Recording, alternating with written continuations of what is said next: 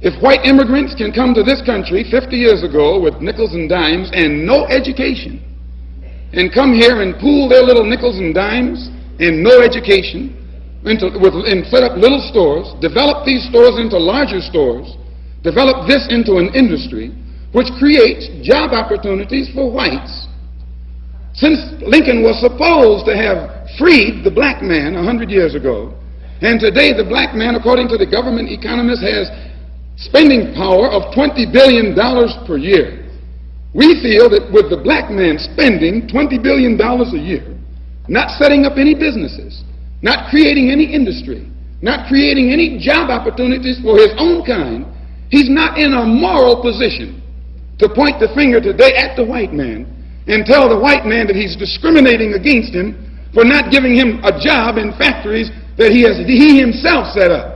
If the black man has $20 billion, and these so-called Negro leaders are such geniuses that they can integrate white restaurants and integrate white factories and force themselves into that which the white man has set up, they should use this same ingenuity to show the black people how to pool our wealth and set up something of our own.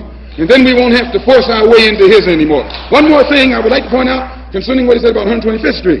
We don't waste our time on 125th Street, but you can reach more people in the street who want to change than you can in the bourgeoisie society, the bourgeoisie church, and the bourgeoisie circles. Our program is directed toward the man in the street.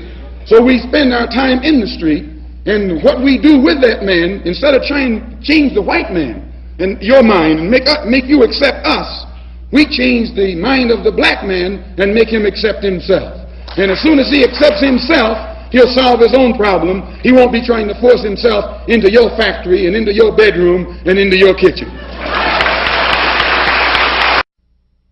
The problem of the black people in America is inseparable from the problem of oppressed people all over the world. And until the leaders of black America realize that our problem is inseparable from the entire international problem, we will be considered a minority, will be considered an underdog, and will be begging for the things that we should have had when we were born. A feeling or sense of inferiority has been created by the white power structure, educational and otherwise, in the mind of the black man about himself. And Mr. Muhammad's entire approach is to restore to the black man a knowledge of himself, a knowledge of his people, his cultural roots. And by doing this, this restores his racial identity, his racial dignity, his confidence as a race, racial confidence in his own kind. And when he gets this self-confidence, he's then able to stop blaming and begging the white man and is then able to stand on his own feet. If it were possible for them to get a fair trial, there would be no necessity for a trial at all. These are the victims of police bullets.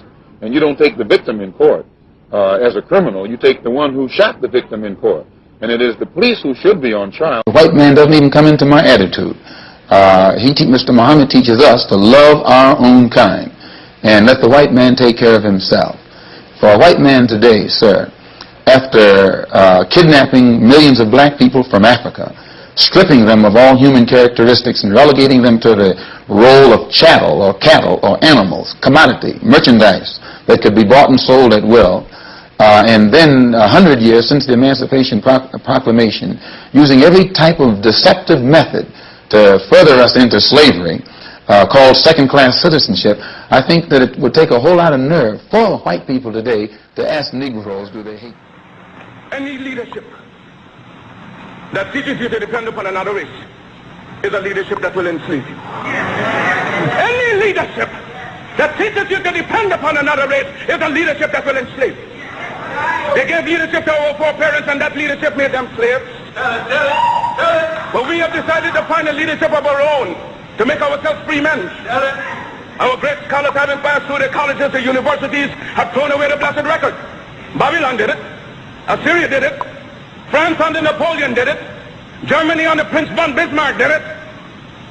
England under America under George Washington did it. Africa with 400 million black people can do it. If you cannot do it, if you are not prepared to do it, then you will die. race of cowards, you race of imbeciles, you race of good for nothing. If you cannot do what other men have done, what other nations have done, what other races have done, then you had better die.